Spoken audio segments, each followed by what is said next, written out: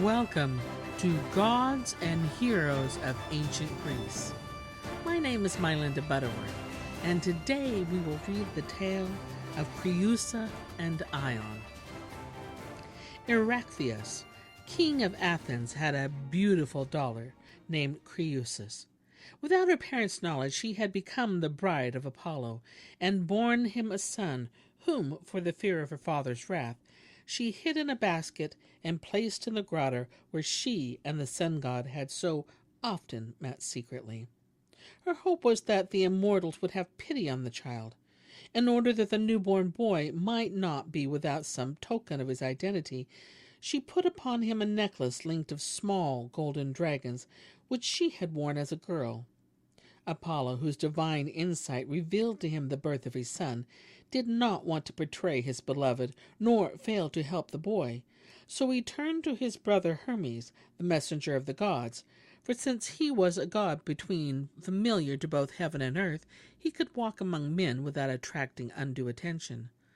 "Dear brother," said Phoebus, a mortal, the daughter of the king of Athens, has borne me a child, and for the fear of her father has hidden him in a grotto. Help me rescue my son. Take him to an oracle at Delphi in the basket in which you will find him, and with the linen in which he is wrapped, and lay him down on the threshold of the temple. The rest you may leave to me, for he is my own child, and I shall see to him." And Hermes, the winged god, sped to Athens, found the boy in the hiding place Apollo had described, and carried him to Delphi in the basket woven of willow wreaths. There he set it down at the gates of the temple and raised the lid a little, so that the child might be seen easily. This he did by night. The next morning at sunrise, when the Delphi priestess moved toward the temple, her eyes fell on the infant asleep in the basket. She took it for the child of some ne'er-do-well, and was about to thrust it away from the sacred threshold, when the god filled her spirit with compassion for his son. So she lifted him tenderly and reared him herself, and the boy played about his father's altar and knew nothing of his parents. He grew tall and handsome, and the inhabitants of Delphi, who had become accustomed to seeing him as a little guardian of the temple, now put him in charge of the precious offerings made to the god. He lived an honorable and dedicated life in the precincts of Phoebus Apollo. In all these years, Creusa had heard nothing from her divine husband, and could not help thinking he had forgotten both her and her son. About this time the Athenians began to wage a fierce war with the people of the neighboring island of Eubua, and in the end the Eubuans were defeated, largely because a certain stranger from Achaia brought particularly effective aid to the Athenians. It was Xythus, a son of Aeolus, who with himself a son of Zeus. In return for his assistance he asked, and he was granted, Creusa's hand in marriage. But it seemed as though the sun god took revenge on his beloved for marrying another, for she did not conceive, but lived childless. After a number of years, it occurred to her to go to the oracle of Delphi and pray for the fertility of her womb. This was just what Apollo wanted. The princess and her husband, accompanied by a small retinue of servants, set out for Delphi, and at the very moment they reached the temple, the son of Apollo crossed the threshold to sweep the court with laurel twigs, according to the custom. His glance rested on the woman of noble bearing who came toward the temple, weeping at the sight of the sanctuary. Struck by her air of majesty, he ventured to ask the cause of her sorrow. "I do not wonder," she answered with a sigh, "that my sadness drew your attention to me, for the fate I mourn may well be visible in my face." "It is not my wish to intrude upon your grief," said the boy, "but if you will, tell me who you are and from whence you have come." "I am Creusa," the princess replied. "My father's name is Erechtheus, and Athens is my native land." In eager excitement the boy cried out, "What a glorious land! How famous the family from which you are descended! Is it true what we have been pictured, that your father's grandfather, Arachthonius, came up from out of the earth like a young tree? That the goddess Athene placed the earthborn child in a chest with two dragons to guard it, and brought it here for safekeeping to the daughters of Cecrops? And that those could be not checked their curiosity, opened the chest, and behold, the boy were stricken with madness, so that they hurled themselves to the death from the rocks of the citadel? Creusa nodded silently, for the story of her ancestor had reminded her of the fate of her own lost son. But he, standing before her, continued his guileless questioning. And tell me, noble princess, he asked, is it true that in obedience to an oracle, your father, Erachtheus, sacrificed his daughters, your sisters, with their full consent, in order to overcome his foes? And if so, how is it that you alone escaped death? I was only just born, said Creusa. I lay in my mother's arms. And did the earth split and devour your father, Erachtheus? Persisted the boy. Did Poseidon really destroy him with his trident? And is his grave near a grotto dear to Pythian Apollo, whom I serve? O stranger, speak not of that grotto. Creusa interrupted with him with a mournful agitation. It was the scene of a breach of faith and a great wrong. For a while she was silent. Then she collected herself and told the youth, in whom she saw only the guard of the temple, that she was the wife of Prince Thysus, and had come to Delphi here with him to implore the god to grant her sons. Phoebus Apollo, she said with a sigh, knows the cause of my childlessness. He alone can help me. So you have no children? The youth asked her sadly. None, said Creusa, and I envy your mother's so fair a son, answered dejectedly. I never lay at my mother's breast, nor do I know how I came here. All that my foster mother, the priestess of this temple, told me is that she took pity upon me once and brought me up. As far back as I can remember, the house of the god has been my dwelling. I am his servant. As she listened, the princess grew thoughtful, but her thoughts were vague and did not take definite shape. I know a woman whose fate is very much like your mother's, she said. It is for her sake I have come to consult the oracle, and I shall confide her secret to you, who are the god's servant, before her husband arrives. He accompanied her upon this journey, but stopped on the way to hear the oracle of Tryphonius. This woman claims that she was the wife of Phoebus Apollo before she married the man who is now her husband, and that she bore the god a child. This son she exposed in a certain place, and ever since that time she has not known whether he is alive or dead. On this, my friend's behalf, I have come to ask whether her son yet lives or is long since dead. How long ago was this? Asked the youth. If the child lived, said Creusa, he would be of your age. The youth sorrowfully. She is looking for her son, and I seek my mother. But what happened to her took place in a far-off land, and we are strangers to each other. Do not hope, however, that the god will give you the answer you desire. For in your friend's name you have come to accuse him of faithlessness, and he will not wish to pronounce judgment upon himself. Stop, said Creusa. There comes the husband of the woman I was speaking of. Try to forget what I have told you, and perhaps too readily and openly. Xythus advanced joyfully towards his wife. Creusa, he called out to her, Trophius has given me happy tidings. I shall not leave this place without a child. But who is this with you? Who is this youthful priest? The boy modestly approached the prince and told him that he was only Apollo's servant, that the noblest among the men of Delphi, chosen by lot, were in the innermost sanctuary seated around the tripod for which the priestess was preparing to issue the oracle. When the prince heard this, he bade Creusa adorn herself with the sprays which suppliants must carry, and implore a favorable answer from Apollo at the god's altar, which stood in the open under the sky, and was wreathed about with branches of laurel. He himself hastened to the shrine within, while the boy remained on guard in the outer court. Before long he heard the doors open and close with a sound like thunder. Then he saw Xythus hurrying forth with an air of happy bewilderment. Impetuously he flung his arms about the boy, called him son over and over, and begged him to clasp him in return and kiss him with a feel of devotion, until the young servant of Apollo thought the old man must be out of his mind, and thrust him aside with youthful strength. But Zaidas would not accept such denial. The god himself revealed this to me, he insisted. The oracle issued to me was that the first person I met outside should be my son, a gift of the immortals.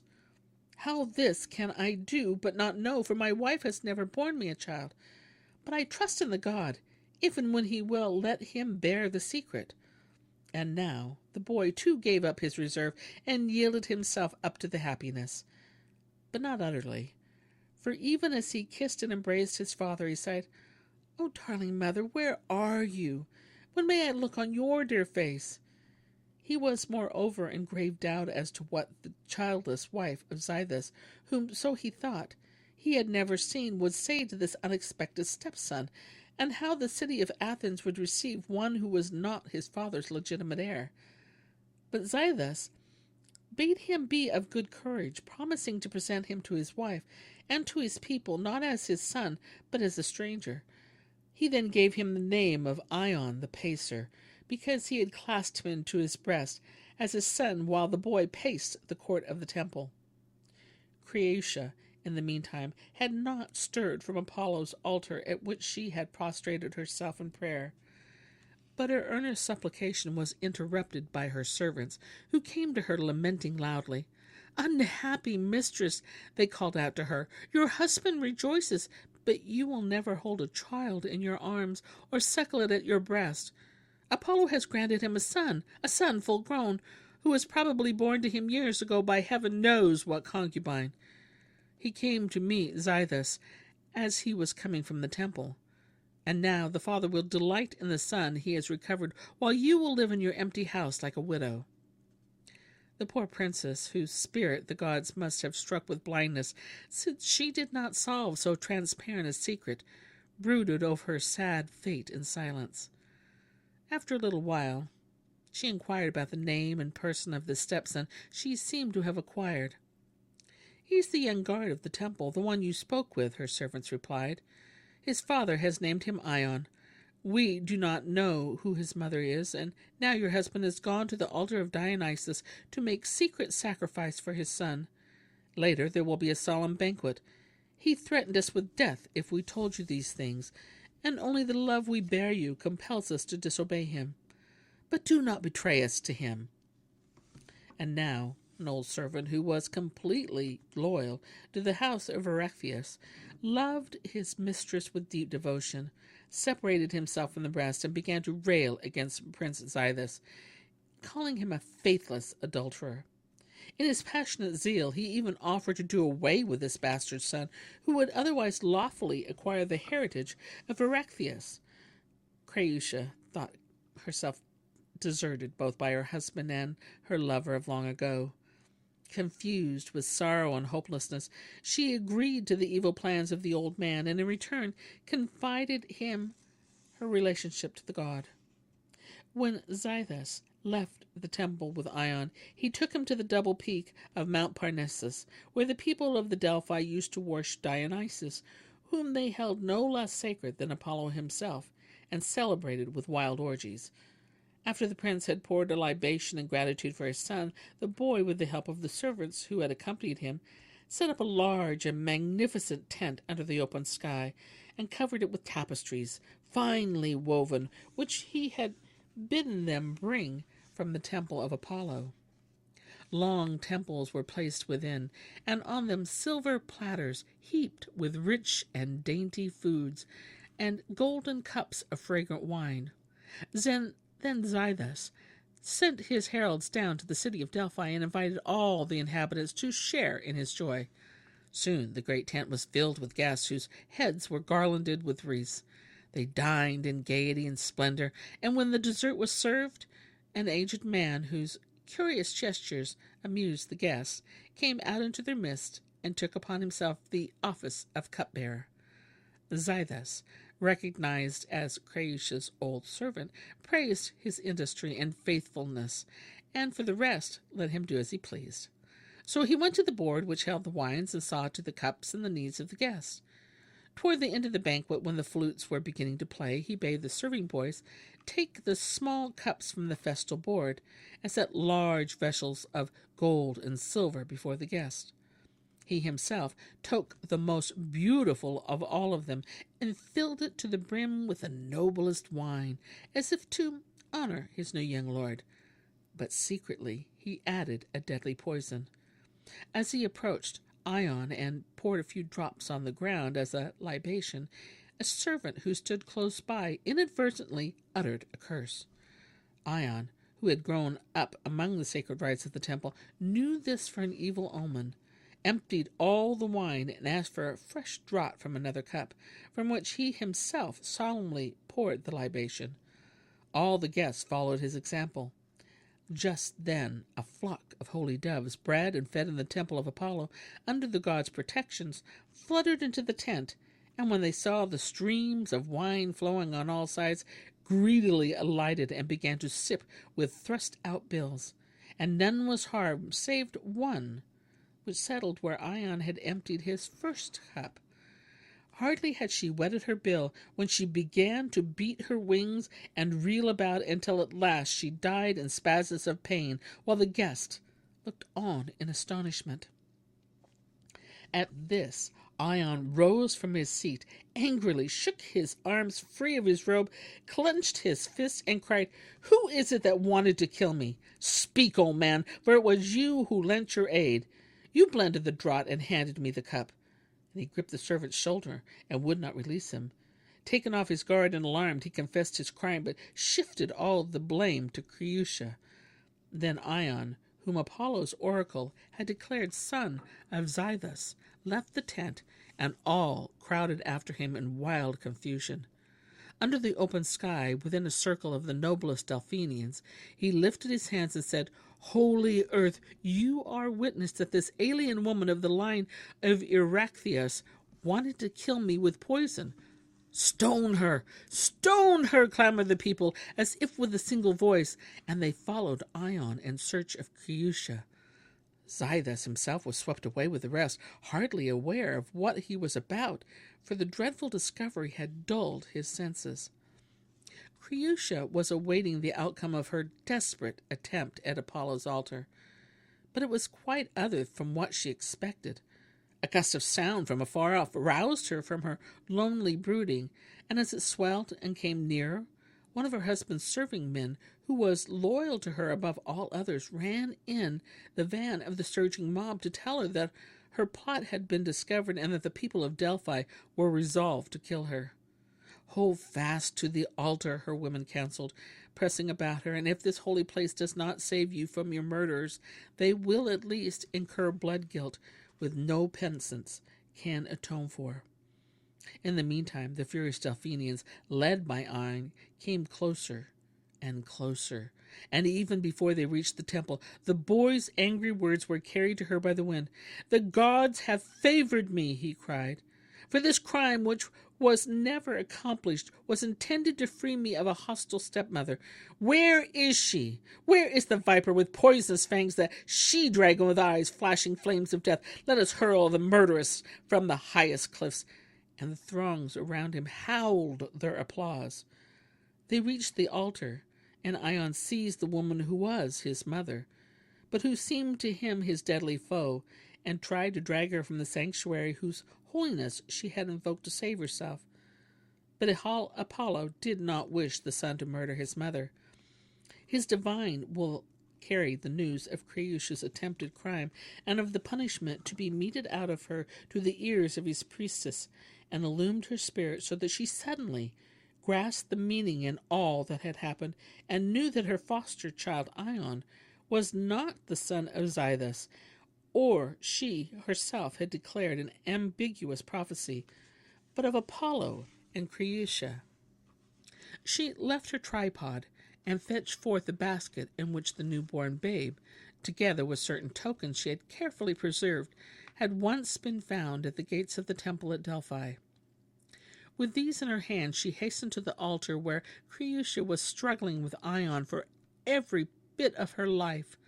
When Ion saw the priestess, He at once loosened his hold and advanced toward her reverently. "Welcome, dear mother," he said, "for so I must call you, although you did not give me birth. Have you heard what wicked designs I have just escaped? Scarcely had I found a father when my evil stepmother planned my destruction. Now tell me what to do, and I will obey your command." The priestess lifted a warning finger and said, "Ion, start for Athens with unstained hands and under favorable auspices."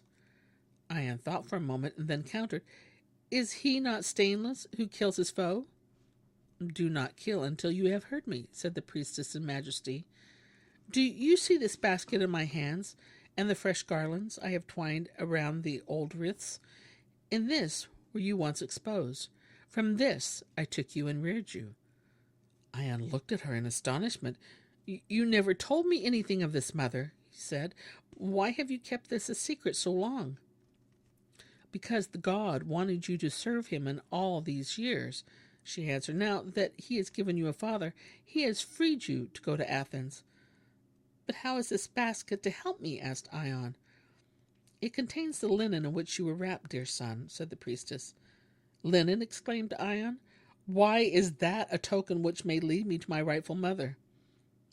The priestess held out the basket to him, and he eagerly thrust his hand into it and drew out the folded linen. While his eyes, dim with tears, rested on this treasured keepsake, Creusa had gradually regained her composure.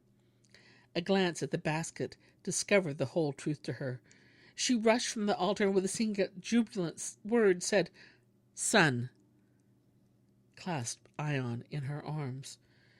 With renewed suspicion he tried to free himself from her embraces, thinking that this was only another ruse, but Creusa herself released him, and stepping back said, "This linen shall testify to the truth of my words. Do not hesitate to undo the folds. You will find the tokens I shall describe to you. The embroidery which adorns them I myself stitched long ago when I was a girl. In the middle of the stuff you will see the Gorgon's head, ringed with serpents, as it appears on the shield of Athens." Dubiously Ion unfolded the linen, but suddenly he cried out joyfully, "Oh, mighty Zeus, here is Medusa, and these are the serpents." "It is not enough," said Creusa. "There must be a necklace of small dragons wrought of gold, in memory of the dragons in the chest of Erecthonius." Ion searched the baskets, and smiling in delight, drew out the necklace. "And the last token," said Creusa, "is a wreath of unfading olive leaves, which I set on the head of my newborn son. They came from the first olive trees planted in Athens." Ion put his hand into the bottom of the basket and lifted out a fresh green olive wreath. "Mother, mother!" he cried in a voice broken with sobs, flung his arms around Creusa, and covered her face with kisses. At last he tore himself away and asked about Xiathus, his father. Then Creusa told him the secret of his birth, that he was the son of the god in whose temple he had served so long and faithfully. Now he understood the mystery of those early events, Creusa's mistake, and was glad to pardon her designs upon one she did not know. Xiathus embraced Ion, whom he accepted as a stepson and a cherished gift of the gods, and all three went into the temple to give thanks to Apollo. Seated at her tripod, the priestess prophesied that Ion would be the father of a glorious race, to be named Ionians in honor of him. And to Xiathus she prophesied that Creusa would bear him a son, Doris, who would father the Dorians, famed throughout the world. Rejoicing in fulfillment and hope, Xiathus and Creusa set out for Athens with the son who had been restored to her, and all the people of Delphi came to speed them on their way. And here ends my tale for today, but I'll be back tomorrow with more tales, many more tales. Until then, my friends,